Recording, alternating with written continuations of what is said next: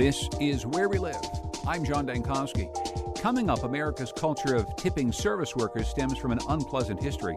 And according to our guest, it's left millions in the food industry struggling to make ends meet.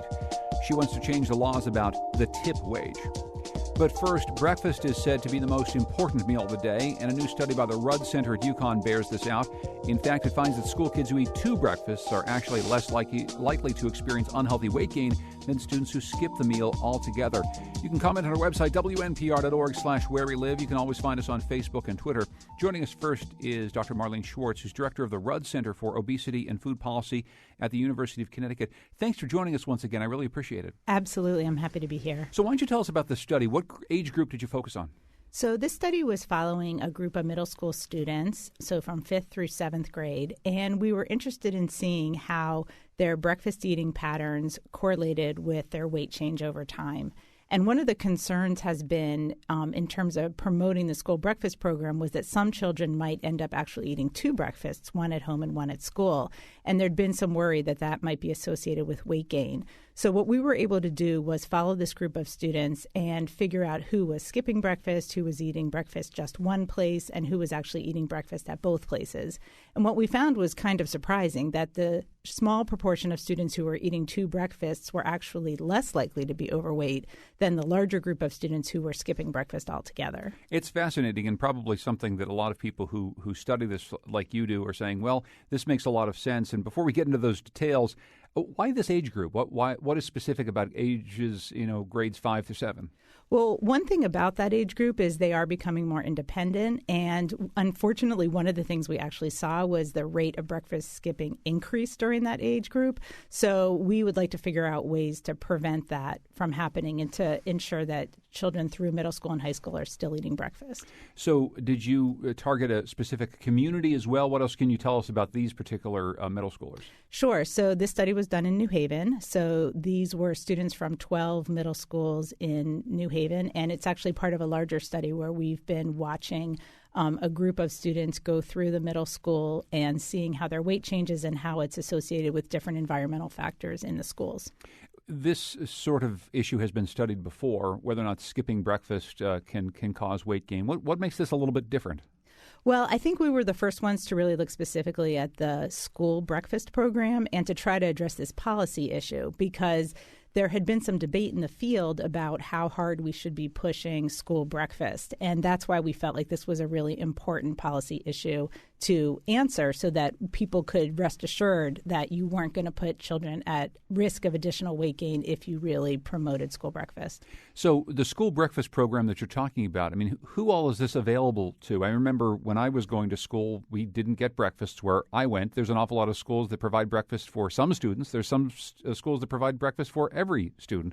What can you tell us about the school breakfast program? Sure. So the school breakfast program is smaller than the school lunch program, and it has been growing, though, in recent years. I think historically the school breakfast program was really about reaching students who qualified for free or reduced price lunches, which is the case in New Haven. But the truth of the matter is that nowadays a lot of people don't have time to eat breakfast in the morning. Schools start early. Kids are getting on a bus early. So we really feel that it's important to have breakfast available at school, because it's going to increase the chances that the child is eating breakfast at all. I want to bring in Lonnie Birch, who is a registered dietitian. She's also school nutrition program director for the Hartford Public Schools, president of the School Nutrition Association of Connecticut. And Lonnie, welcome to the program. Thanks so much for being here. Thank you for having me. So are you surprised at all by these findings? No, actually, I'm quite pleasantly happy to hear about these findings, because it has been the issue of, if you're doing breakfast at school, is a student getting a second breakfast, and do we need to be concerned about the obesity? And so I'm really glad to hear that the study shows that that's not something that we need to be concerned about. And as the study showed, there are skippers of breakfast, and I think that's really what, as a school nutrition professional, I really want to focus on and figure out, how am I going to get those students to eat with me or at home? But they need to eat breakfast, and that's the most important piece here.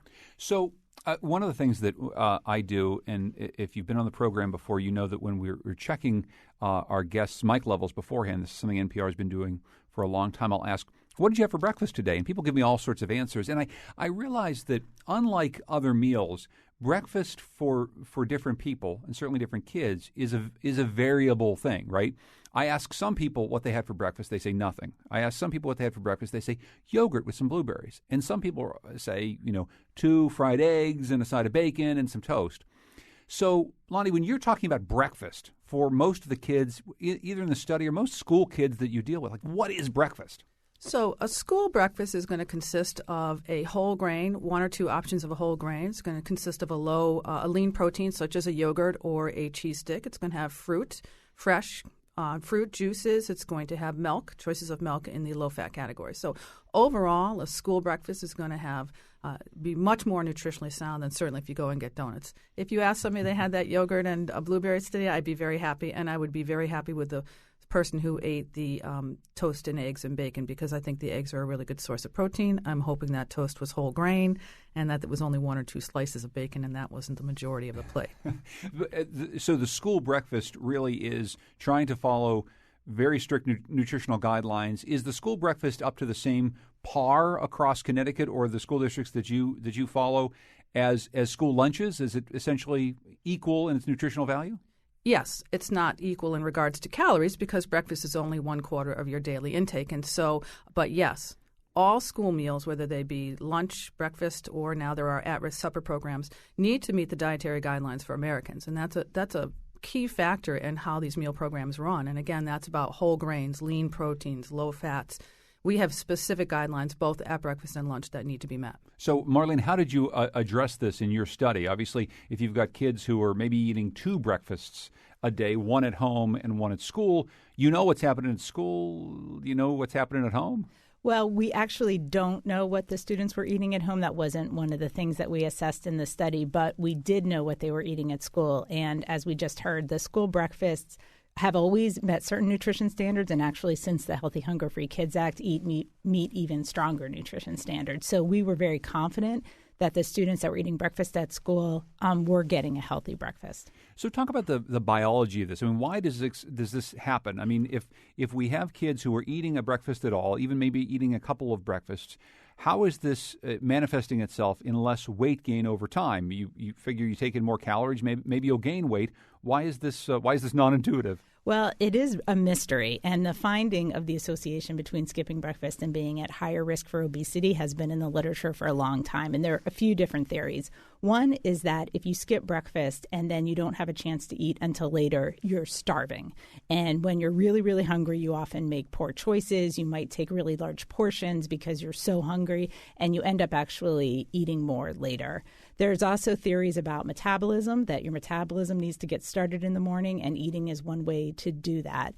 In our study, the students that tended to eat the double breakfast, which, as I mentioned, wasn't that many, it was 8 to 10% of the students, were often boys. And so I have a theory that adolescent boys need a lot of calories. And because that second breakfast was maybe a piece of fruit, a yogurt, and some whole grain, that's a pretty healthy, even large snack for an adolescent boy. So my guess is that was part of what was just helping them eat healthy throughout the day, and they were probably less likely later, I would hypothesize, to overeat unhealthy foods. Lonnie, does that sound right to you? That sounds exactly right to me. And the thing I'd like to point out is if they ate a breakfast at home and then they came to school and ate a breakfast, it wasn't at the same time. So there's a block of time between the time they ate at home, they got to school, and now they've had that second breakfast. So as Marlene has pointed out, it's almost like an enhanced snack. So, there are different theories of eating, and one of them is to have small, frequent feeds throughout the day. And so 6 meals, smaller meals per day, for some people works really well, and I agree with that. If it were boys, they may want that extra set of calories. I'm wondering, and by the way, we're talking with Lonnie Burt, who's a registered dietitian and the School Nutrition Program Director for Hartford Public Schools. Marlene Schwartz is here. She's Director of the Rudd Center for Obesity and Food Policy. We're talking about a new study having to do with school breakfasts, how important they are. Important to help kids from gaining weight, actually, which, again, as we're talking through, maybe sounds non-intuitive, but a healthy breakfast is the start of a very good day. You talk about theories of eating, though. Do you think, Lonnie, that the various theories of how you're supposed to consume calories throughout the course of the day, that those really are being taken into account during a normal school day? I mean, some people say snacking throughout the course of the day is actually the best way to do this. You mentioned, Marlene, earlier what happens with, young boys. For me, 2 breakfasts was the bare minimum, right? I mean, I would eat like 4 breakfasts and then 3 lunches. So I'm wondering if you feel like school nutrition programs are keeping up with the various ways in which people might need to consume food over time to be healthy, especially at that age. Well, I definitely think that, especially because the whole new Hunger Free Kids Act requires us to meet, stricter nutritional guidelines than they did even 10 years ago. So as a dietitian, that's probably the most proudest thing I am in my profession, is that we have really come to where we should be and what school nutrition is about, which is about the national security and safety of our country. It came out of World War II recruits who couldn't pass those exams, and that's still happening today, only now it's not nutritional deficiencies, it's based on obesity, and we need to, as a country, address that. And I do believe that school meals do allow for students who have different types of eating patterns. And so small, frequent feeds may work for someone. For somebody like you who needed those 4 breakfasts because you were a large athlete who needed to do a lot of activity, I think we have those abilities to meet the needs of all students. You don't need to take all the components that are offered. You need to take a minimum. And so the larger eaters can take more food than the smaller eaters and still meet their needs. And I think that's really important to understand about school meals. I was an athlete only in the sense of I was an Olympic-level eater. I was exceptional at eating. But do you feel like we're on the right track here? I mean, these new guidelines certainly make sense. We've talked in the past, Marlene, about whether or not school lunches are doing what they're supposed to do, whether or not school breakfasts are doing what they're supposed to do. There is still this stigma amongst American school kids that they're eating, tater tots and French fries and pizza and all sorts of stuff that doesn't actually bode well for their weight gain over time. I mean, do you think that we're on the right track? I think we are definitely on the right track. I think there's been a huge effort in the last 3 years to really, really focus on improving the nutrition quality of what's in schools. And here in Connecticut, we've actually been ahead of the curve because as a state, we took out the sugary drinks 10 years ago. And we started really looking at the competitive foods, which are the foods that are sold outside of the meal programs, and those have gotten progressively better. Interestingly, nationally, the rest of the country has now caught up with us in having stronger standards for competitive foods. But from my observation, some of the healthiest districts are the ones that actually don't sell competitive foods at all. So say again what competitive foods are. These are things that kids can buy to supplement their lunch? Exactly. So in some school districts, they might sell ice cream or some sort of chip or something like that to have in addition to the school meal or even instead of the school meal. And the district where we were studying, New Haven, actually doesn't sell any competitive food. So it's pretty much the school lunch is the only thing there. And what's great about the new standards is that fruits and vegetables are unlimited. So if you do have a child that, has a higher caloric need, they can take 2 or 3 pieces of fruit and have that as part of their meal. So it's a big difference between being able to take an extra apple and orange versus buying potato chips or ice cream. What can you tell us about the breakfast eating habits of kids this age in cities like Hartford, New Haven versus maybe suburban school kids? I mean, do you know that there's something substantially different happening in different parts of our state in terms of how kids are eating breakfast? That's a fascinating question. I don't have data on breakfast consumption across the state, but my guess would be that the students who are in districts that actually provide breakfast, and particularly if they provide it in the classroom where they have grab-and-go breakfast, are probably eating more breakfast at higher rates than students in districts that don't offer that. Does that sound right, Lonnie? Absolutely. I'd have to agree with that 100%. We're talking with Lonnie Burt, who's a registered dietitian, also school nutrition program director for the Hartford Public Schools. Dr. Marlene Schwartz is here from the Rudd Center for Obesity and Food Policy. We're talking about the importance of a healthy breakfast for school kids. When we come back, we're going to be checking in with the state of West Virginia. It actually does very well in studies like this. If you want to join us, you can always find us on an email, wherewelive@wnpr.org, Facebook and Twitter @wherewelive.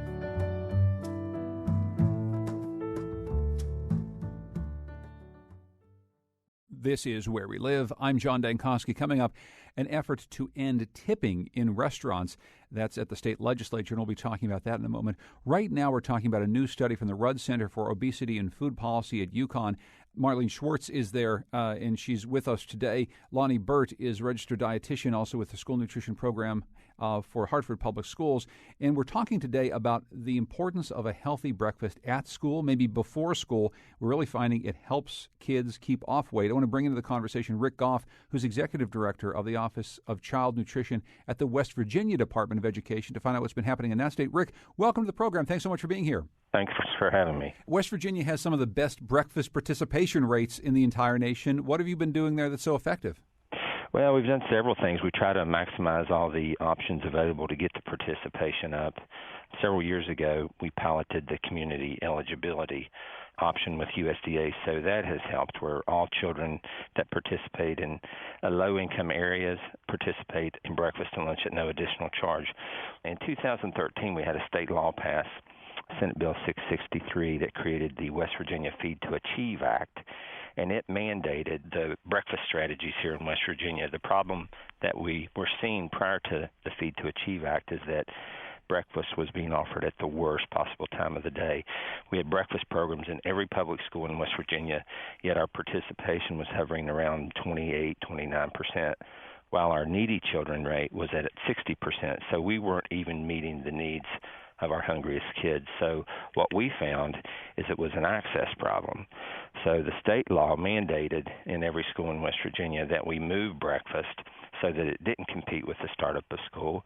And we basically did that with three options: the grab-and-go breakfast, breakfast in the classroom, and breakfast after first period. Then we started to see the needle move, and our participation rates have just gone up and up and up. And for the first time in history, and I've been doing this for a while, we have school districts whose breakfast participation rate annually exceed that of lunch for the first time. So when you say you were offering it at the worst time of the day, what was that worst time that was traditionally in West Virginia schools? Well, breakfast typically is offered at the startup of school. When the buses are arriving, kids are getting there late, they want to talk to their friends, the tardy bell's ringing, and it was basically wasn't being utilized because kids weren't willing to participate. They had their backpacks on, their coats on, and you had to rush in and compete with the bell.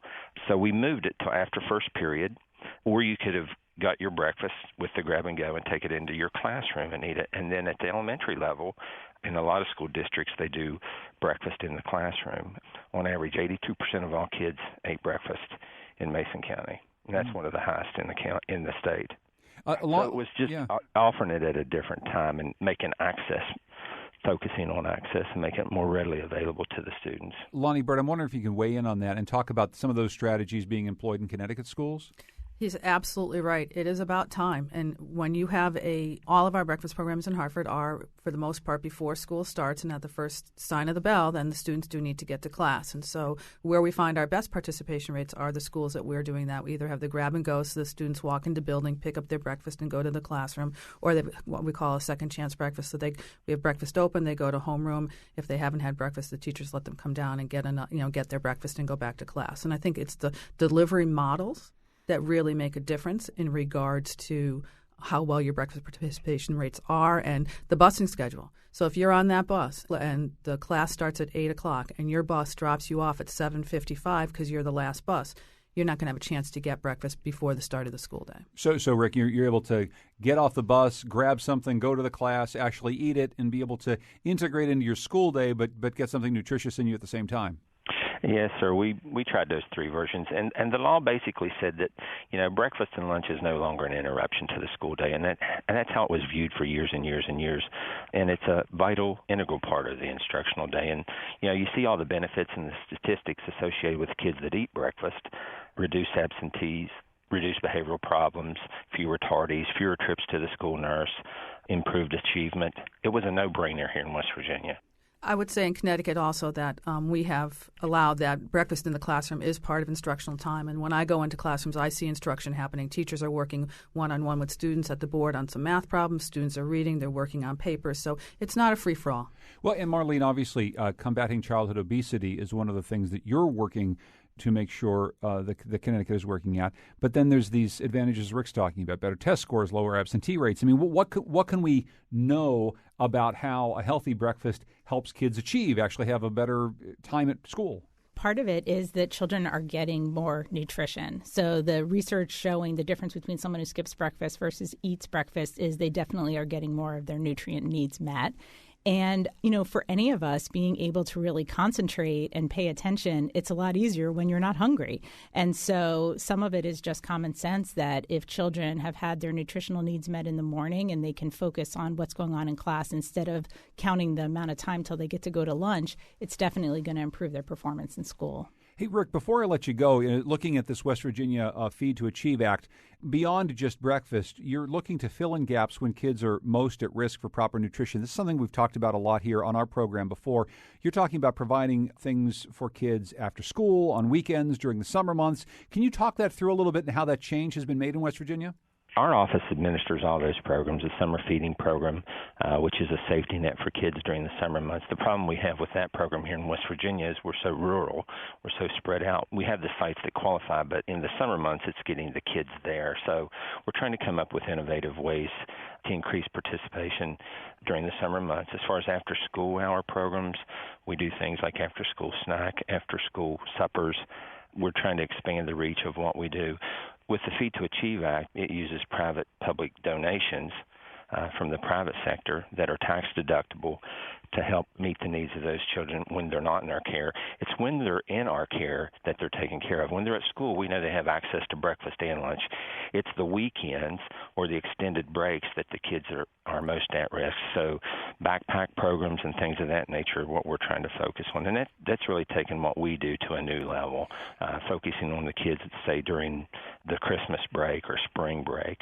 I mean, teachers will testify that there's a noticeable difference in the kids when they come back. And in West Virginia, you may have a week off for snow, and then your phone starts ringing the second or third day, and it's the parents wanting to open up the school so we can feed the kids, and it tears at your heartstrings. So we're trying to fill in the gaps during those times when they're not in our care, when we know they're at most at risk for proper nutrition. Well, Rick, I don't want to get all of our guests to weigh in on this because it's something that I've certainly asked about before whenever we've talked about the role of schools in keeping our kids healthy. I've heard stories for years, Rick, in our state about kids whose last healthy meal was served at school on a Friday, and then their next healthy meal is their breakfast on a Monday, right?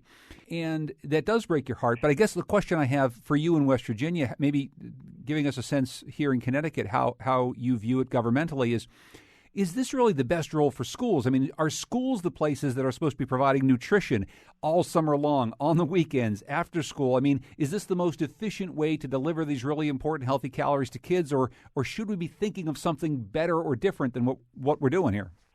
In West Virginia, we're trying to maximize the participation in those federal feeding programs that we administer. The summer feeding program is one. We have the Child and Adult Care Food Program, which is another. But the reach of what we do in West Virginia extends way past the public school sector into private schools, residential institutions, child care centers, Head Start centers, summer feeding sites. Hunger is so prevalent, and it's alive and well, and lives side by side with childhood obesity. So it's a tough monster to tackle here in West Virginia. So I know that when they're in our care in West Virginia, in the public schools, they're getting healthy, nutritious meals. We don't allow a la carte sales. We've taken steps to provide a healthy learning environment by getting rid of the sodas. We just feel that when they're in our care, that schools are held to a different standard, and we try to do what's in the child's best interest. Now, we have these other programs, these backpack programs that we're reaching out, and that's really grant-funded throughout the communities, but they're becoming more and more prevalent throughout the state of West Virginia because our needy rate statewide is around 60%. Well, Rick Goff, Executive Director of the Office of Child Nutrition at West Virginia Department of Education, thanks so much for joining us and sharing your stories. I appreciate it. Thank you, sir. Lonnie Bird, I'm wondering if you just respond to my question there. It's a big policy question I've always had. We just have a minute or so left, but is this the best way to make sure kids get healthy meals, delivering them through the school system? As somebody who has spent 30 last years doing this, I absolutely believe that. That's where the students are congregated. And so we have buildings. I have buildings in Hartford that have 1,200, 1,400 students in them. You're not going to find that kind of quantity anywhere else. And so I do believe that education is not just about books. It is about nutrition and lifelong healthy habits, and that is what our role is. And I think that it's just as important as being able to pass a test. Do you have a thought on that, Marlene? I would agree. I think that schools are the center of the community, and it's where our children go, and it's where we as a community come together to think collectively, how can we make sure that this generation of children is healthy? I am a big believer in that role of the school, and I understand it's a burden. The schools are responsible for a lot, but I think that it's the most effective and efficient way to reach the maximum number of children. Did you have a next step in some of the things that you're studying? I mean, what are you looking at next in this world of school breakfast or healthy school eating? Well, we're continuing to look at school wellness policies and trying to see how we can make those more and more effective and well implemented. And we also are very interested in looking at the child care setting, which is another place where, as a community, you can come together and really provide a healthy environment for children. Dr. Marlene Schwartz is the director of the Rudd Center for Obesity and Food Policy at UConn. Thank you so much for your study and for joining us once again. Sure, thank you. Also, thanks to Lonnie Burt, who's a registered dietitian and the School Nutrition Program Director for Hartford's Public Schools. Thank you, Lonnie. Thank you for having me. When we come back, we're going to look at the American culture of tipping service workers. It stems from a nationally rather unpleasant history. That story coming up next, Where We Live.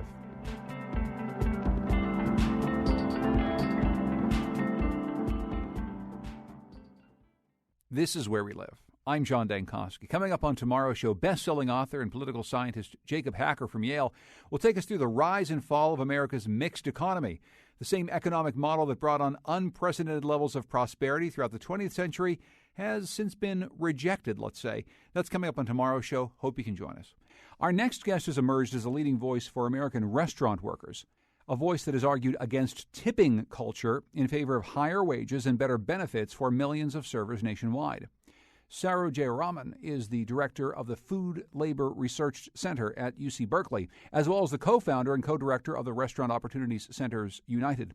She was at the Connecticut State Capitol recently to talk about her new book called Forked, a new standard for American dining. She stopped by our studios while she was in town.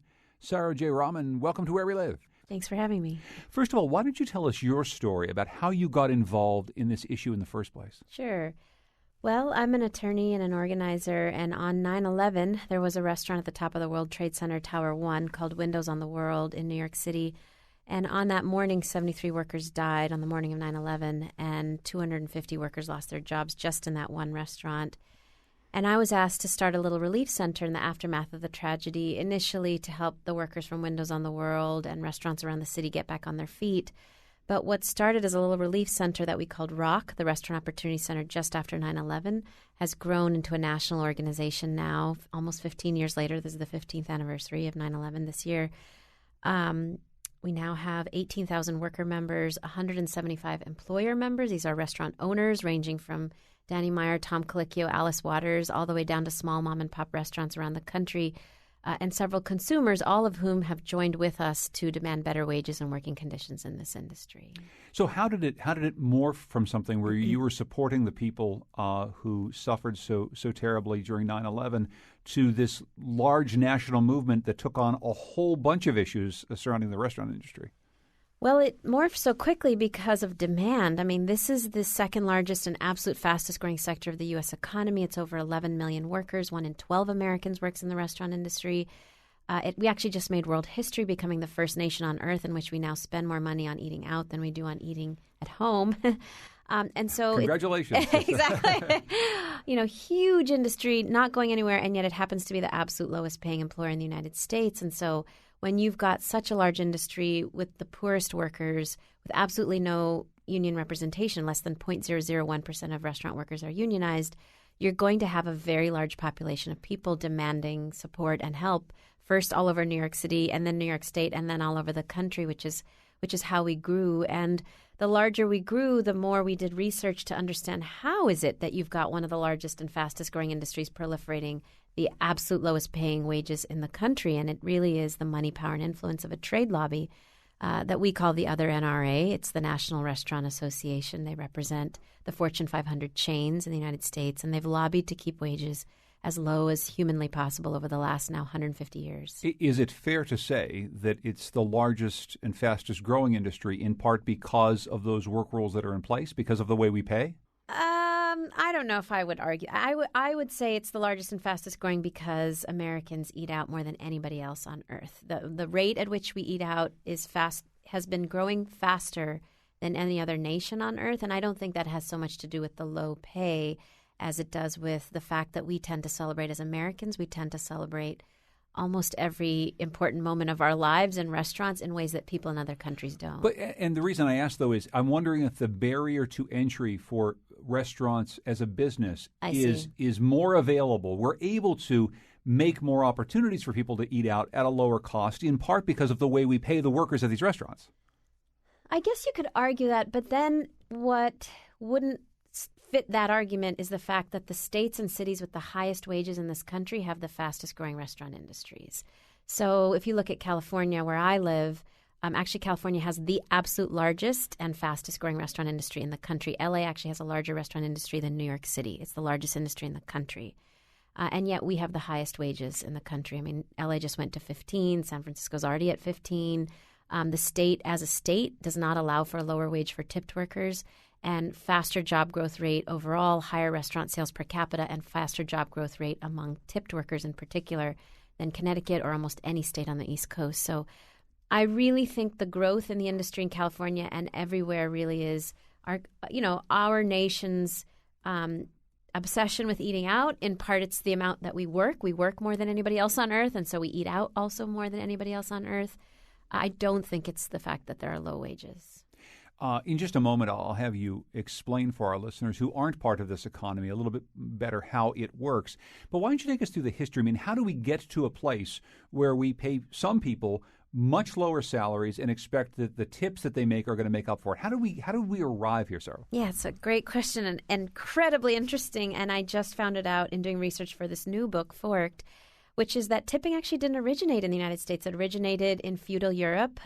Servants who received a wage were given a tip as a sign of noblesse oblige. It was certainly a vestige of the feudal system. Tipping came to the United States in 1850s and 1860s when rich Americans traveled to Europe and came back and tried to show off that they knew the rules of Europe.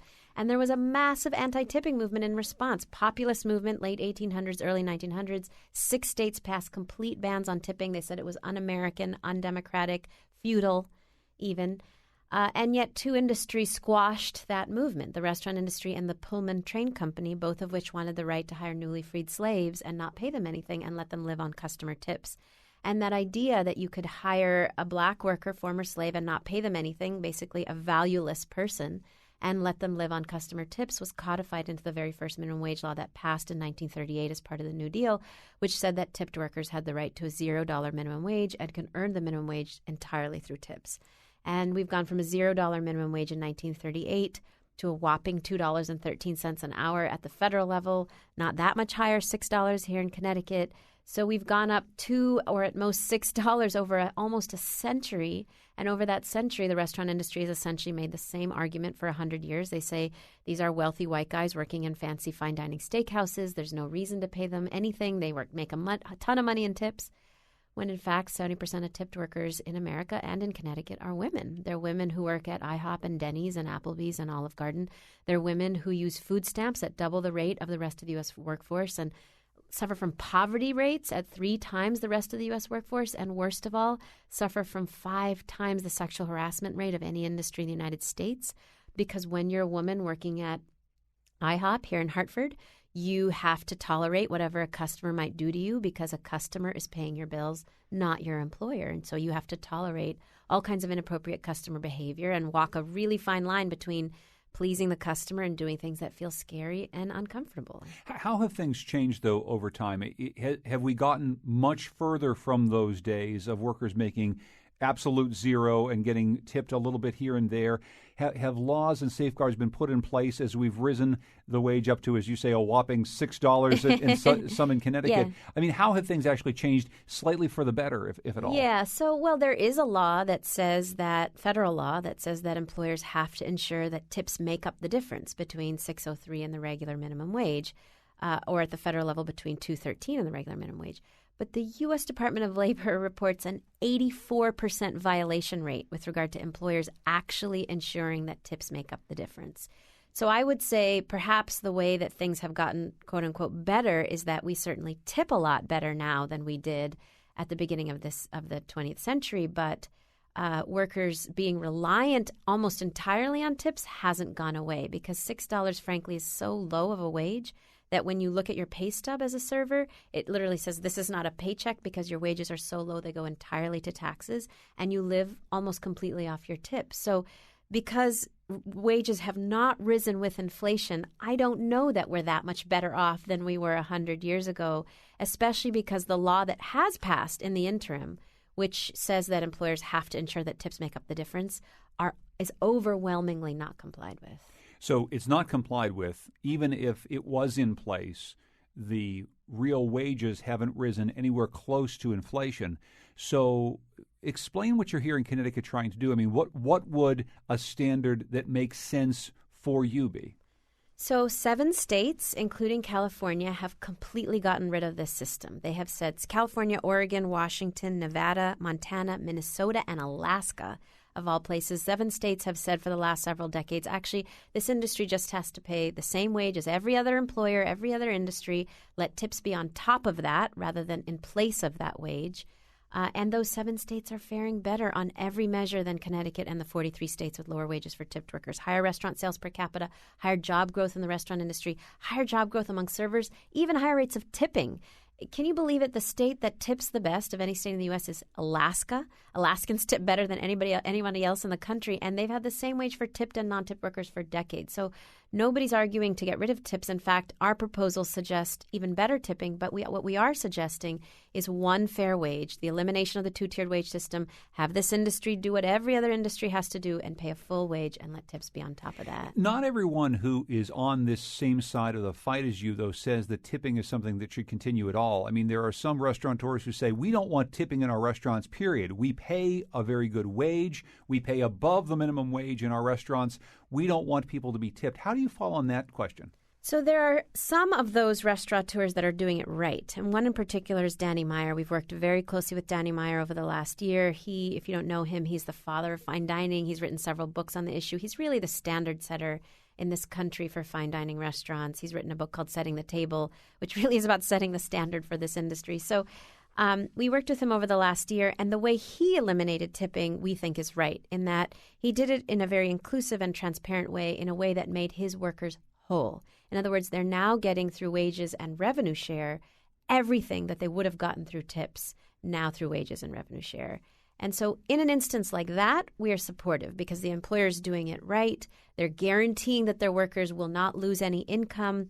They're doing it in a very inclusive and transparent way, and they're actually in support of legislation that would get rid of the 2-tiered wage system. Danny Meyer's not fighting for legislation that would eliminate tipping. He's come out publicly in support of legislation that we call one fair wage, eliminating the 2-tiered wage system, getting rid of that lower wage for tipped workers. We are worried that other employers will jump on the no-tipping bandwagon and not ensure that workers will get everything they would have gotten through tips. And in those instances, we're not supportive.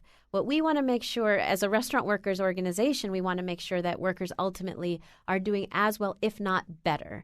And we think most workers will do better if they get a guaranteed base wage by their employer and let tips be on top of that. And as I've said, in the states that have this, tipping is better, not worse.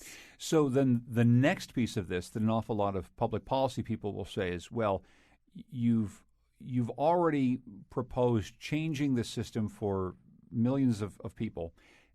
Now there's the next stage. What do we do about the actual minimum wage? Because the minimum wage, even if it is for all workers across America, is still not even anywhere close to what it should be adjusted for inflation.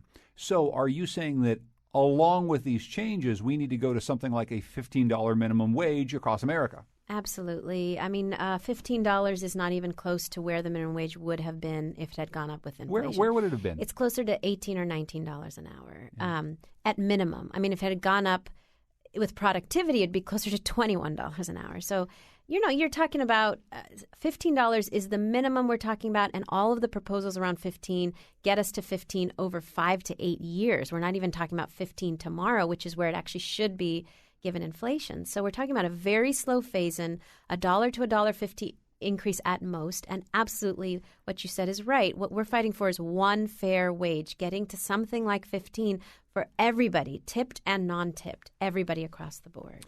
So, okay, I'm going to throw out a couple of the arguments that I know that you've heard, and Yes. we've talked about on our program before. One is, yes, it is true that not all waiters are rich white guys who work at steakhouses. That's not the workforce. We know that. But there are an awful lot of students. There are an awful lot of people who work part-time. There are people who don't make it their profession and are able to work in this business in part because of the way things are right now.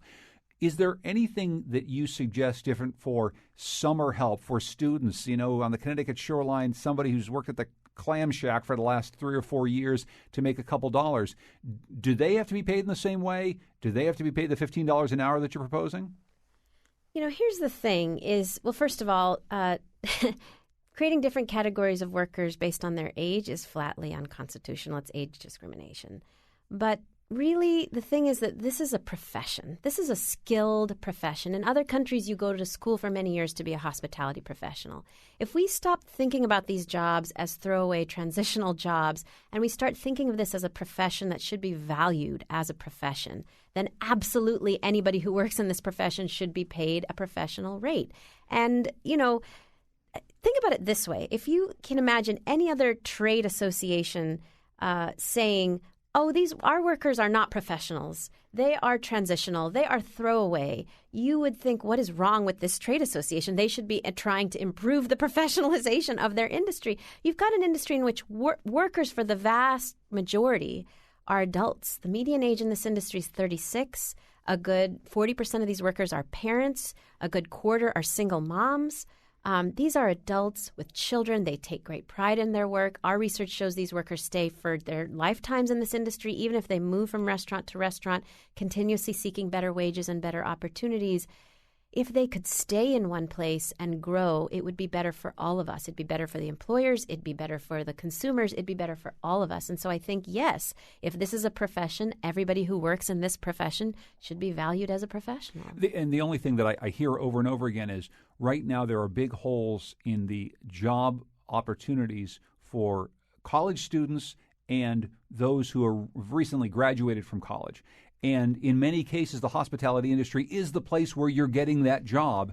And the question that, again, a lot of businesses will raise is, well, look, these are people who aren't expecting to make a career of it. They don't have 2 kids. They aren't trying to make a living beyond trying to pay the bills until they get to the next thing. Does a plan like this, does it exclude people in that category? Absolutely not. I mean, when we talk about a minimum wage, we're talking about entry-level wages. So absolutely. I mean, in any other profession, you've got entry-level positions that young people can use as a stepping stone to something else. There's lots of other ways in which this could be done, but minimum wages are entry-level wages, and certainly people who've been around longer should get more than the minimum wage. You know, $15 is frankly not enough to live on in any city in the United States, but it's a bare beginning. And that's what we think should be the minimum for even entry-level workers. We're talking with Saru Jayaraman, who is the author of Forked, a New Standard for American Dining.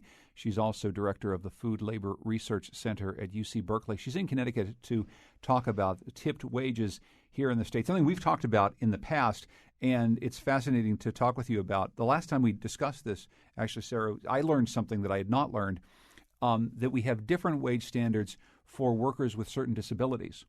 And I'm wondering how that factors in. I mean, the argument is that there are some people in society who are not able to hold jobs that are held by what I guess I can euphemistically say able-bodied people because of some physical disability or other disability.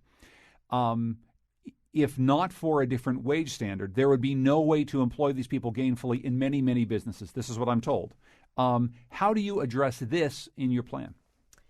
Again, there are entry-level wages that I think should be applied across the board, regardless of who's doing them. Anything else, to me, smacks of discrimination. And so, if you've got entry-level jobs that are paid the minimum wage, that can be done by disabled folks, I think they should be paid the minimum wage. I don't think that they should be paid less. I don't think young people should be paid less. People who make a career out of this industry, which, by the way, is the vast majority, should be paid more. The people in the Restaurant Association they've said this to you for years. There's going to be massive layoffs. I'm not going to be able to afford people. If you want to cut jobs, sure, we can do that. We'll just a lot of restaurants will go out of business. I mean, this is something I know you've heard. What do you say when they say this to you? I say, please come visit me in California, where the industry is booming. It is booming much faster than it is growing here in Connecticut. And the wages are much higher. And it's not just in high-wage places like San Francisco. It's in poor cities like Fresno and Bakersfield that also have $10 minimum wage for all workers, tipped and non-tipped. The industry is booming in those places as well. The industry is booming in Montana, which has the same wage for tipped and non-tipped workers. It's booming in Anchorage in Alaska, which has the same wage for tipped and non-tipped workers. The industry is growing everywhere, and even more so in states with higher wages. And why is that? These workers are consumers, and they consume in the same restaurants that they work in. Is there a concern, though? You're talking about California, Alaska, a place where it's expensive to do anything anyway, and there's a lot of tourists. Connecticut has a very high cost of living, and we have a very affluent workforce for the most part. It would seem as though Connecticut, the rest of New England, the Northeast, would be able to sustain the sort of thing you're talking about. Absolutely. There are parts of the country where the economy is not quite the same. The median income is not quite the same. Does it work the same in Alabama and Mississippi, perhaps, as it works in California? I don't know that we're necessarily talking apples to apples here. Yeah. But as I said, in each of these states, in California, Oregon, Washington, Minnesota, Montana, you've got very, very rural, very poor parts of these states, certainly Alaska. And so, and as I said, the industry is booming even in the poorer parts of those states. And nowhere, by the way, I'm going to repeat this, but nowhere, including Alabama, Mississippi, anywhere are we talking about going to 15 tomorrow. We're talking about phasing in these wages over a period of time. And frankly, food costs and rent costs have gone through the roof over the same period that wages have stagnated ridiculously. I mean, the tip minimum wage has not increased in this country in 25 years, and it's gone from zero to a whopping $2.13 an hour over 100 years. And so if restaurants have managed to stay afloat and continue to grow as food costs and rent costs have skyrocketed, you'd think a very slow, phased-in approach for wages could work, and it has in the states where it's gone up. So tell me about what it is you're here in Connecticut advocating for. I mean, what's the bill that is in front of the legislature now? So there has been a bill moving through the Labor Committee that has proposed full elimination of the lower wage for tipped workers, again, over time, phased in. That's the idea. We want that to move. We want the legislature, we want Connecticut to take leadership on the East Coast. There are a number of states and cities that are looking at this. There's legislation in New York and Pennsylvania. There's ballot measures moving in Maine and D.C. There's legislation in Massachusetts, and there has been in New Hampshire and Rhode Island. Definitely Maine will become the first state probably this November to eliminate completely by ballot measure the lower wage for tipped workers. We would love to see Connecticut take the lead, perhaps even beat out New York State in doing the right thing and following all the 7 states that have already done this and eliminating the lower wage for tipped workers and getting rid of this legacy of slavery. A last question for you. How do they handle this in the rest of the world? Because we always talk about how America does things, and we then hear whether or not it has to do with our healthcare system or our military spending or something, that there's some other country somewhere that seems to have it all figured out, and we haven't necessarily figured it out here. How does it work elsewhere? I mean, everywhere else except the United States pays a full wage to workers, and tips are on top of that. We are actually the only nation on earth in which the restaurant industry is allowed to pay almost nothing and expects the consuming public, we the consumers, to pay its workers' wages for them. So this is really important to note because there was an article last year in the New York Times about Denmark where the wage is $21 an hour for all workers, what they call front-of-the-house servers and kitchen workers and fast food workers. The Big Mac is literally 40 cents more in Denmark than it is here, so the threat around menu prices is not necessarily the truth.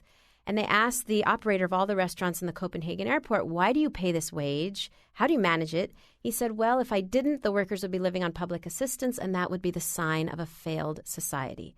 Now, in the United States, we pay $16.5 billion annually in taxpayer-funded public assistance for restaurant workers alone. And so we are subsidizing this multi-billion-dollar industry in 2 ways. We pay its workers' wages through our tips, and we pay for its workers' survival through $16 billion of taxpayer money. And so you have to ask yourself, is this a sustainable business model that requires consumers and taxpayers to essentially fully support it, fully subsidize it through our dollars? Do you have a standard amount you tip people when you go to a restaurant? I tip 20%, and I will for as long as workers rely on my tips as their wages, but I sure hope that won't be forever. Although I will continue to tip 20% forever, I sure hope that they won't rely on my tips as the sole source of their income. Sarah, thank you so much for talking. Thank I really you. appreciate it. Saru Jayaraman is director of the Food Labor Research Center at UC Berkeley. Her new book is called Forked, A New Standard for American Dining. Our program is produced by Lydia Brown and Tucker Ives. Our technical producer is Kyone Wolf. Heather Brandon is the digital editor, and the executive producer of Where We Live is Katie Tolarski. You can continue this conversation online, WNPR.org/wherewelive. Thanks for joining us.